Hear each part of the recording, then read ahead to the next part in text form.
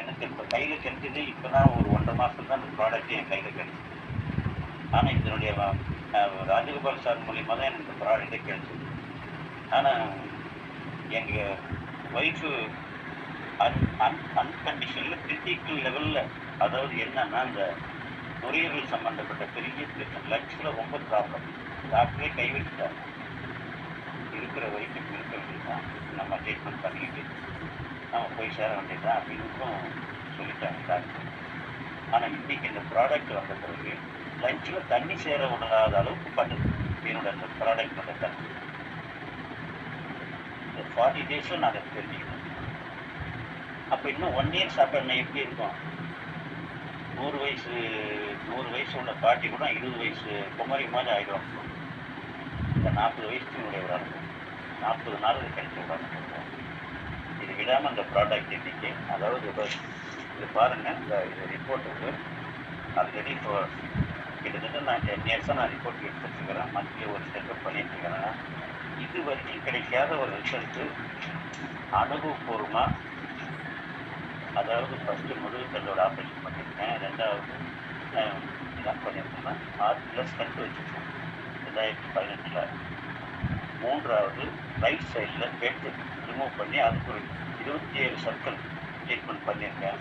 இதையும் மீறி இப்போ என்ன ஆகிடுச்சுன்னா, இப்போ 3 மாதத்தில் என்ன ஆகிடுச்சுன்னா நுரையீரலில் தொற்று ஏற்பட்டுருச்சு. தொற்று ஏற்பட்டு ஒரு செகண்டுக்கு ஒரு இருமல், கேட்குதுங்களா பேசுறது? கேட்குது சார். பர்ஃபெக்ட் பேசுங்க. ஒரு செகண்டுக்கு ஒரு இருமல், ஒரு செகண்டு என்னாலே கண்ட்ரோல் பண்ண முடியல. என்னால் பக்கத்துல இருந்து அவங்க பார்க்கவும் முடியல. அந்த அளவுக்கு அந்த ரொம்ப நான் வேதனையும் துக்கமாக அனுபவிச்சுட்டு இருந்தேன். இது கையில் எடுத்து நான் கிட்ட ஒரு 15 நாள் கொடுத்துருப்பாங்க. அதுக்கப்புறம் ஒரு 20 நாள் கொடுத்தேன். அதுக்கப்புறம் இந்த மாற்ற கட்டை எனக்கு தெரிய ஆரம்பிச்சிச்சு. லஞ்சில் என்ன ஆகிட்டு நான் 1 இயர், இப்போ 2 இயர்ஸ் நாங்கள் ஐசி வார்டில் 23 நாள் வச்சுருந்தோம். 23 நாள் வச்சுருந்தாங்க. என்ன சொன்னாங்க, எப்படியும் தண்ணி சேரக்கூடிய வாய்ப்பு இருக்குது, நீங்கள் மறுபடியும் அழைச்சிட்டு தான் வரணும் அப்படின்னு சொன்னாங்க. இருந்தாலும் 2 டைம்ஸ் தான் நான் தண்ணி எடுத்தேன் சார். திரும்பி அவருக்கு அப்புறம் நான் எடுத்துகிட்டு போவேன். என்னுடைய ப்ராடக்ட்டு தான் வேலை செய்யுது. ப்ராடக்ட்டு டெய்லி அரைக்கிறான், நாக்கு கடையில் தான் வைக்கிறேன். ஏற்கனவே அந்த ஆர்க்கு ஸ்டண்டு வைக்கிற காலத்துலேயே எமர்ஜென்சின்னு வரும்போது அந்த நாக்கு கடையில் ஏதாவது ஒரு மாத்திரை 30 வடிவத்துக்கு ஒரு மாத்திரை கொடுப்பாங்க. நம்ம அளவுக்கு இல்லை, அந்த மாத்திரை தான் நாக்கில் அடியில் வச்சுருப்பாங்க. பாகு ஒரு ஹார்ட்டில் வலியை கொடுப்போம். இப்போ என்ன இருக்குன்னா, கிட்னிக்கு மாத்திரை எடுக்கிறோம், ஹார்ட்டுக்கு மாத்திரை எடுக்கிறோம், அப்புறம் என்னன்னா சுகருக்கு எடுக்கிறோம், டிபிக்கு எடுக்கிறோம், தைராய்டுக்கெலாம் இல்லை, தைராய்டுலாம் நார்மலாக ஆகிடுது. இப்போ என்ன இந்த ரிப்போர்ட்டில் என்ன சொல்லுதுன்னா, கிரியேட்டின் லெவலு 2.7 கப், 2.7 2.6 கீழே குறையாமே இருக்குது. கிட்டத்தட்ட 6-7 வருஷமாக இது நான் கண்ணெதிர பார்த்து விட்டேன். அது இல்லாமல் இந்த ரத்தத்தில் யூரியாவினுடைய அளவு 120-80 கீழே குறையவே குறையாது. இன்றைக்கி 45 இருக்குது. இன்றைக்கி யூரியாவோட லெவல் 40. நார்மல் பொசிஷன் உள்ள நபருக்கு இருக்க வேண்டிய நார்மல் இந்த ப்ரொசீஜர் இன்றைக்கி வந்தது இந்த ரிப்போர்ட்டில். இன்றைக்கி இப்போ இந்த நாள் தான் இந்த ரிப்போர்ட் எடுத்தேன். இது நான் எவ்வளோ ட்ரீட்மெண்ட் பண்ணியிருக்கேன், அலோபதியில் பண்ணியிருக்கேன், எல்லாம் பண்ணியிருக்கேன். அதாவது இந்த யூரியா லெவல் குறையவே இல்லை, 80 கீழே குறையவே இல்லை. இன்றைக்கி 45.2 இருக்குது. மேக்ஸிமம் 16லேருந்து 48 வரைக்கும் வந்துருக்கு எலிஜிபிள்.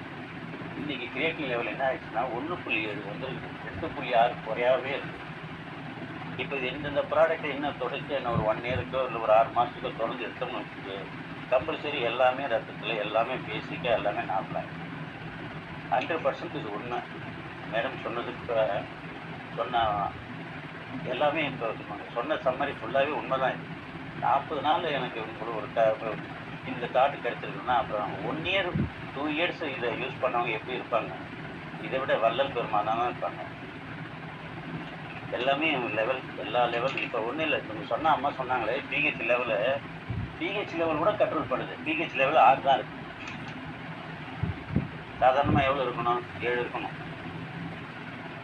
அளவு மாரி ஏதாவது 7லேருந்து பிஹெச் வேல்யூ சாதாரணமாக ஃபீமேலுக்கு எவ்வளோ இருக்கணும்னா 4.6லேருந்து 8, 8லேருந்து 4.6லேருந்து 8க்குள்ளே இருக்கணும். அவங்களோட லெவல் கரெக்டாக இருக்குது, 6.0 இருக்குது.